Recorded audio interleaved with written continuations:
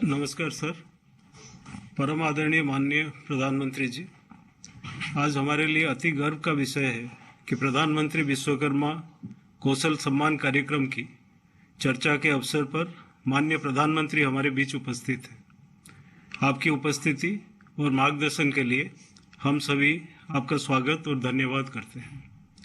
साथ ही मैं माननीय मंत्री एमएसएमई श्री नारायण राणे जी, माननीय राज्य मंत्री एमएसएमई श्री भानु प्रताप सिंह वर्मा जी तथा माननीय राज्य मंत्री टेक्सटाइल्स श्रीमती दर्शना जरदोश जी का भी हार्दिक स्वागत और अभिनंदन करता हूं। आज हमारे बीच इस वेबिनार में वर्चुअल माध्यम से एमएसएमई मंत्रालय तथा टेक्सटाइल मंत्रालय के कुल करीब 640 क्षेत्रीय कार्यालयों से अनेक प्रतिभागी और विशेषज्ञ जुड़े हुए हैं।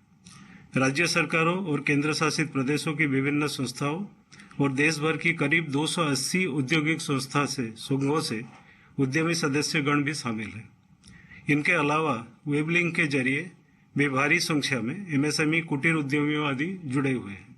मैं आप सभी का स्वागत करता हूं। इस वेबिनार से पूर्व संभावित लाभार्थियों सहित भारत सरकार के विभिन्न मंत्रालयों, विभागों, राज्य सरकारों और विशेषज्ञों के साथ परामर्श के 10 से अधिक सत्र किए गए।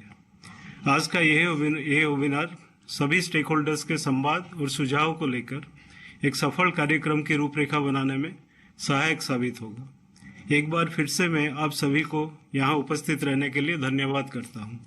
अब मैं माननीय प्रधानमंत्री महोदय से अपना मार्गदर्शन और आशीर्वचन देने का आग्रह करता हूँ। सर।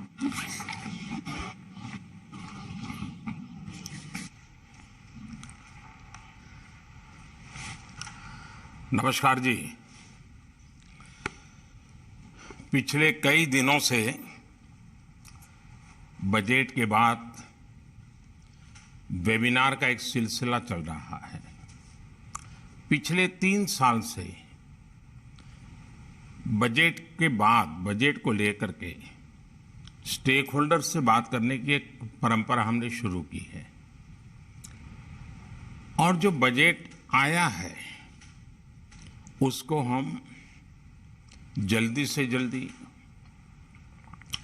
बहुत ही फोकस में कैसे लागू करें, स्टेक होल्डर्स उसके लिए क्या सुझाव देते हैं, उनके सुझावों पर सरकार कैसे अमल करे, यानी एक बहुत ही उत्तम तरीके का मंथन चला है। और मुझे खुशी है कि सभी एसोसिएशंस व्यापार और उद्योग से जुड़े हुए बजट का जिनके साथ सीधा संबंध है, चाहे वो किसान हो, महिला हो, युवा हो, आदिवासी हो, हमारे दलित भाई बहन हो, सभी स्टेक होल्डर्स और हजारों की तादाद में और पूरा दिन भर बैठे बहुत ही उत्तम सुझाव निकले हैं। सरकार को भी उपयोग में आए ऐसे सुझाव आए हैं और मेरे लिए खुशी की बात यह है कि इस बार बजट के वेबिनार में बजट में ये होता, वो न होता, ये होता, ऐसी कोई चर्चा करने के बजाय सभी स्टेक होल्डर्स ने इस बजट को कैसे सर्वाधिक उपकारक बनाया जाए, इसके क्या रास्ते हो सकते हैं, इसकी सटीक चर्चा की है। ये हमारे लिए लोकतंत्र का एक नया और महत्वपूर्ण अध्याय है। जो चर्चा संसद में होती है, जो चर्चा सांसद करते हैं, वैसे ही गहन विचार जनता जनार्दन से भी मिलना अपने आप में बहुत ही उपकारक ये एक्सरसाइज है। आज बजट का ये वेबिनार भारत के करोड़ों लोगों के हुनर, उनके कौशल को समर्पित है। बीते वर्षों में हमने स्किल इंडिया मिशन के माध्यम से, कौशल विकास केंद्रों के माध्यम से करोड़ों युवाओं की स्किल बढ़ाने, उन्हें रोजगार के नए अवसर देने का काम किया है।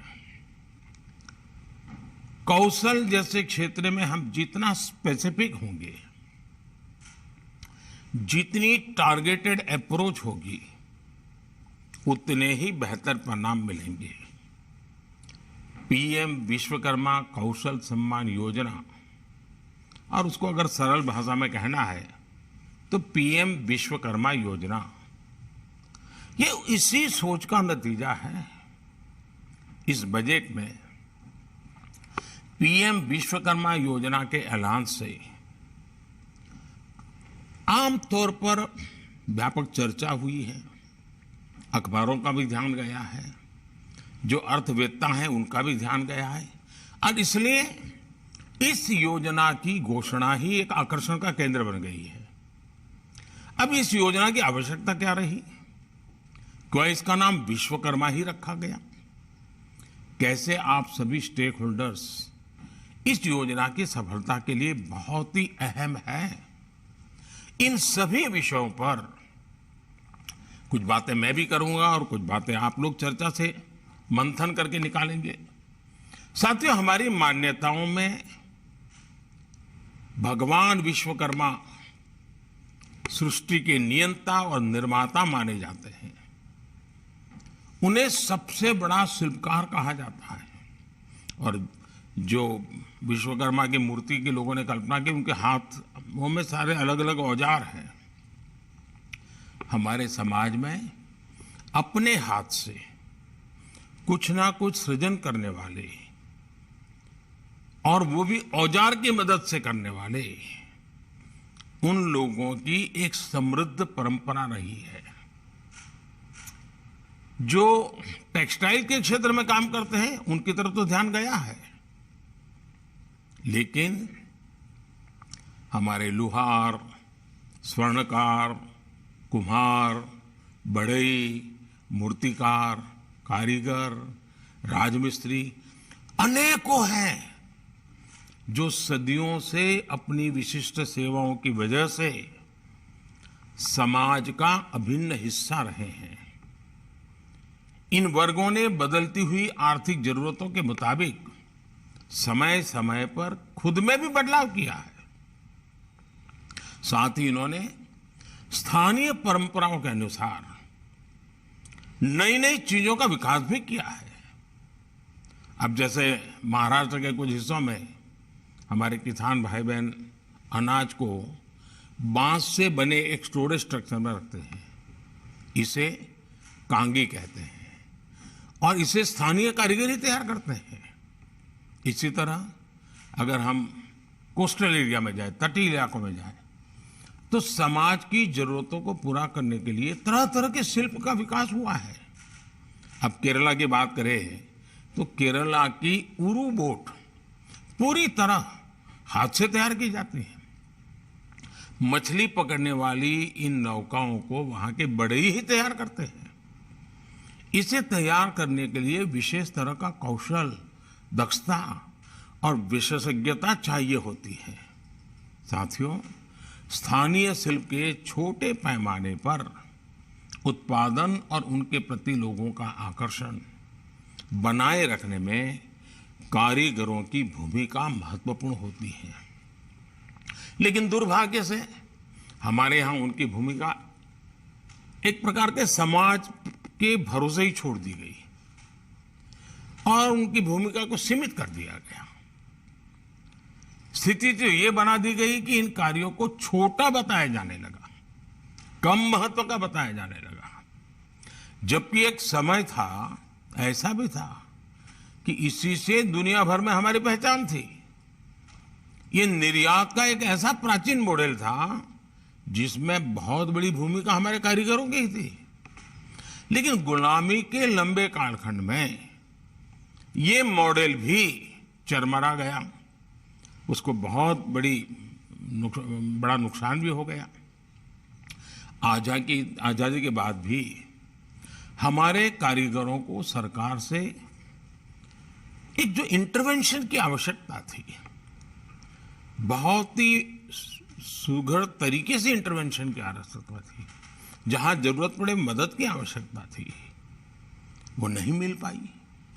नतीजा ये हुआ कि आज अधिकांश लोग इस अनऑर्गेनाइज सेक्टर से सिर्फ अपना जीवन यापन करने के लिए कुछ कुछ जुगाड़ करके गुजारा कर लेते हैं। कई लोग अपना पुश्तैनी और पारंपरिक व्यवसाय छोड़ रहे हैं। उनके पास आज की आवश्यकताओं के अनुसार ढलने के लिए सामर्थ्य कम पड़ रहा है। हम इस वर्ग को ऐसे ही अपने हाल पर नहीं छोड़ सकते। ये वो वर्ग हैं जो सदियों से पारंपरिक तरीकों के उपयोग से अपने शिल्प को बचाए हुए हैं। ये वो वर्ग हैं जो अपने असाधारण कौशल और यूनिक क्रिएशन से अपनी पहचान बनाए हुए हैं। ये आत्मनिर्भर भारत की सच्ची भावना के प्रतीक है। हमारी सरकार ऐसे लोगों को, ऐसे वर्गों को नए भारत का विश्वकर्मा मानती है और इसलिए उनके लिए विशेष तौर पर पीएम विश्वकर्मा कौशल सम्मान योजना शुरू की जा रही है। ये योजना नई है लेकिन महत्वपूर्ण है। साथियों, आमतौर पर हम एक बात सुनते रहते हैं, मनुष्य तो सामाजिक प्राणी है और समाज की विभिन्न शक्तियों के माध्यम से समाज व्यवस्था विकसित होती है, समाज व्यवस्था चलती है। कुछ ऐसी विधाएं होती हैं जिनके बिना समाज का जीवन बसना भी मुश्किल होता है, बढ़ने का तो सवाल ही नहीं होता है। इसकी हम कल्पना ही नहीं कर सकते। हो सकता है उन कार्य को आज टेक्नोलॉजी की मदद मिली हो, उनमें और आधुनिकता आई हो, लेकिन उन कार्यों की प्रासंगिकता पर कोई सवाल नहीं खड़ा कर सकता। जो लोग भारत की ग्रामीण अर्थव्यवस्था को जानते हैं, वो ये भी जानते हैं कि किसी परिवार में फैमिली डॉक्टर भले ना हो या ना हो, लेकिन आपने देखा होगा फैमिली सुनार जरूर होता है। यानी हर परिवार पीढ़ी दर पीढ़ी एक खास सुनार परिवार के यहां से ही गहने बनवाते हैं, गहने खरीदते हैं। ऐसे ही गांव में, शहरों में विभिन्न कारीगर हैं जो अपने हाथ के कौशल से औजार का उपयोग करते हुए जीवन यापन करते हैं। पीएम विश्वकर्मा योजना का फोकस ऐसे एक बहुत बड़े बिखरे हुए समुदाय की तरफ है। साथियों, महात्मा गांधी के ग्राम स्वराज की कल्पना को देखें तो गांव के जीवन में खेती किसानी के साथ ही अन्य व्यवस्थाएं भी उतनी ही महत्वपूर्ण होती हैं।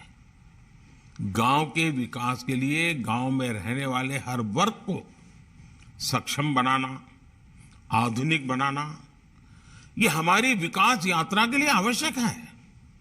मैं अभी कुछ दिन पहले ही दिल्ली में आदि महोत्सव गया था। वहां मैंने देखा कि हमारे आदिवासी जनजातीय क्षेत्र के हस्तकला में और अन्य कामों में जो लोगों की महारत है, ऐसे कई लोग आए थे, वो स्टॉल लगाए थे। लेकिन मेरा ध्यान एक और गया, वहां जो लाख से चूड़ी बनाने वाले लोग थे, लोगों के लिए बड़ा आकर्षण का केंद्र था। ये लाख में से चूड़ी कैसे बनाते हैं, उसका पेंटिंग कैसे करते हैं और गांव की महिलाएं कैसे कर रही है, साइज के विषय में उनके पास क्या टेक्नोलॉजी है। और मैं देख रहा था वहां जो भी लोग आते थे 5-10 मिनट वहां तो खड़े ही रहते हैं। उसी प्रकार से हमारे जो लोहे का काम करने वाले हमारे लुहार भाई बहन हैं, मिट्टी का बर्तन बनाने वाले हमारे कुम्हार भाई बहन हैं, लकड़ी का काम करने वाले हमारे लोग हैं, सोने का काम करने वाले हमारे सुनार हैं, इन सभी को अब सपोर्ट किया जाना आवश्यक है। जैसे हमने छोटे दुकानदारों के लिए, रेहड़ी पटरी वालों के लिए पीएम स्वनिधि योजना बनाई, इसका उन्हें लाभ मिला, वैसे ही पीएम विश्वकर्मा योजना के माध्यम से करोड़ों लोगों की बड़ी मदद होने जा रही है। मैं एक बार यूरोप के किसी देश में गया था, ये बहुत साल पहले की बात है। तो जो गुजराती वहाँ ज्वेलरी के बिजनेस में है, ऐसे लोगों से मिलना हुआ। तो मैंने कहा आजकल क्या है? उन्होंने कहा साहब ज्वेलरी में तो इतनी टेक्नोलॉजी आई गई है, इतने मशीन आए हैं, लेकिन आम तौर पर जो हाथ से बनी हुई ज्वेलरी है उसका बहुत आकर्षण है और बहुत बड़ा मार्केट है। यानी इस विधा का भी सामर्थ्य है। साथियों, ऐसे कई अनुभव हैं और इसलिए इस योजना के द्वारा केंद्र सरकार हर विश्वकर्मा साथी को होलिस्टिक इंस्टीट्यूशनल सपोर्ट प्रदान करेगी। विश्वकर्मा साथियों को आसानी से लोन मिले, उनका कौशल बढ़े, उन्हें हर तरह का टेक्निकल सपोर्ट मिले, ये सब सुनिश्चित किया जाएगा। इसके अलावा डिजिटल एम्पावरमेंट, ब्रांड प्रमोशन और उत्पादों के बाजार तक पहुंच बनाने की व्यवस्था भी की जाएगी। रॉ मटेरियल भी सुनिश्चित किया जाएगा। इस योजना का उद्देश्य पारंपरिक कारीगरों और शिल्पकारों की समृद्ध परंपरा को संरक्षित तो करना ही करना है, उसका बहुत विकास करना है। साथियों, अब हमें स्किल इंफ्रास्ट्रक्चर सिस्टम को उनकी आवश्यकताओं के अनुसार नए सिरे से तैयार करने की जरूरत है। सरकार आज मुद्रा योजना के जरिए करोड़ों रुपए का लोन बिना बैंक गारंटी दे रही है। इस योजना का भी हमारे विश्वकर्मा साथियों को ज्यादा से ज्यादा लाभ देना है। हमारे जो डिजिटल साक्षरता वाले अभियान हैं, उनमें भी हमें अब विश्वकर्मा साथियों को प्राथमिकता देनी है। साथियों, हमारा उद्देश्य आज के विश्वकर्मा साथियों को कल का बड़ा एंटरप्रेन्योर बनाने का है। इसके लिए उनके बिजनेस मॉडल में स्थायित्व जरूरी है। इसे ध्यान में रखते हुए हम उनके बनाए प्रोडक्ट को बेहतर बनाने, आकर्षक डिजाइनिंग, पैकेजिंग और ब्रांडिंग पर भी काम कर रहे हैं। इसमें ग्राहकों की भी जरूरतों का भी ध्यान रखा जा रहा है। हमारी नजर सिर्फ स्थानीय बाजार पर ही नहीं है, बल्कि हम ग्लोबल मार्केट को भी टारगेट कर रहे हैं। आज यहां जुटे सभी स्टेक होल्डर से मेरा आग्रह है कि वो विश्वकर्मा साथियों की हैंड होल्डिंग करें, उनमें जागरूकता बढ़ाएं, उन्हें आगे बढ़ने में मदद करेंगे। इसके लिए आप सबसे आग्रह है कि हम सब जितना जमीन से जुड़े लोगों से जुड़े, इन विश्वकर्मा साथियों के बीच कैसे जाएं, उनकी कल्पनाओं को कैसे पंख दें। साथियों, कारीगरों, शिल्पकारों को हम वैल्यू चेन का हिस्सा बनाकर ही उन्हें मजबूत कर सकते हैं। उनमें से कई ऐसे हैं जो हमारे एमएसएमई सेक्टर के लिए सप्लायर और प्रोड्यूसर बन सकते हैं। उन लोगों को टूल्स और टेक्नोलॉजी की मदद उपलब्ध कराकर उन्हें अर्थव्यवस्था का अहम हिस्सा बनाया जा सकता है। उद्योग जगत इन लोगों को अपनी जरूरतों के साथ लिंक करके उत्पादन बढ़ा सकता है। उद्योग जगत उन्हें स्किल और क्वालिटी की ट्रेनिंग भी दे सकता है। सरकारें अपनी योजनाओं में बेहतर तालमेल बना सकती हैं और बैंक इन प्रोजेक्ट्स को फाइनेंस कर सकते हैं। इस तरह ये हर स्टेक होल्डर के लिए विन विन सिचुएशन हो सकती है। कॉरपोरेट कंपनियों को कॉम्पिटिटिव प्राइस पर क्वालिटी प्रोडक्ट मिल सकता है। बैंकों का पैसा ऐसी योजनाओं से लगेगा जिस पर भरोसा किया जा सकता है और इससे सरकार की योजनाओं का व्यापक असर दिखेगा। हमारे स्टार्टअप्स भी ई कॉमर्स मॉडल के द्वारा शिल्प उत्पादों के लिए बड़ा बाजार तैयार कर सकते हैं। इन उत्पादों को बेहतर टेक्नोलॉजी, डिजाइन, पैकेजिंग और फाइनेंसिंग में भी स्टार्टअप से मदद मिल सकती है। मुझे उम्मीद है कि पीएम विश्वकर्मा के द्वारा प्राइवेट सेक्टर के साथ साझेदारी और मजबूत होगी। इससे प्राइवेट सेक्टर की इनोवेशन की ताकत और बिजनेस के अवसर का हम पूरा फायदा उठा सकेंगे। साथियों, मैं यहाँ मौजूद सभी स्टेक होल्डर से कहना चाहूंगा कि वो आपस में चर्चा करके एक मजबूत कार्य योजना तैयार करें। हम उन लोगों तक पहुंचने की कोशिश कर रहे हैं जो बहुत दूर सुदूर क्षेत्रों में भी रहते हैं। उनमें कई लोगों को पहली बार सरकारी योजना का लाभ मिलने की संभावना है। ज्यादातर हमारे भाई बहन दलित, आदिवासी, पिछड़े, महिला और दूसरे कमजोर वर्गों से ही हैं। इसलिए एक व्यावहारिक और प्रभावशाली रणनीति बनाने की जरूरत है, जिसके द्वारा हम जरूरतमंदों तक पहुंच सके और उन्हें पीएम विश्वकर्मा योजना के बारे में बता सके, उन तक योजना का लाभ पहुंचा सके। एक समय सीमा तय करके हमें मिशन मोड में काम करना ही है। और मुझे विश्वास है कि आप आज जब चर्चा करेंगे तब आपके पास बजट ध्यान में होगा, साथ साथ ऐसे लोग ध्यान में होंगे, उनकी जरूरतें आपके ध्यान में होगी, उसको पूर्ण करने का तरीका क्या हो सकता है, योजना की डिजाइन क्या हो, प्रोडक्ट क्या हो, ताकि हम सच्चे अर्थ में लोगों का भला कर सके। साथियों, आज ये वेबिनार का आखिरी सत्र है। अब तक हमने 12 वेबिनार किए हैं, बजट के अलग अलग हिस्सों पर किए हैं और बहुत मंथन हुआ है। अब परसों से पार्लियामेंट शुरू होगी तो एक नए विश्वास के साथ, नए सुझावों के साथ सभी सांसद संसद में आएंगे और बजट पारित होने तक की प्रक्रिया में और नई प्राण शक्ति नजर आएगी। ये मंथन अपने आप में एक अनोखा इनिशिएटिव है, उपकारक इनिशिएटिव है और पूरा देश इससे जुड़ता है। हिंदुस्तान के हर जिले जुड़ते हैं और जिन्होंने समय निकाला, इस वेबिनार को समृद्ध किया, वे सभी अभिनंदन के अधिकारी हैं। मैं एक बार फिर आज जो सब उपस्थिति है उनका भी अभिनंदन करता हूं और अब तक सभी वेबिनार को जिन्होंने चलाया है, आगे बढ़ाया है, उत्तम सुझाव दिए हैं, मैं उनका भी बहुत बहुत धन्यवाद करता हूं। बहुत बहुत शुभकामनाएं।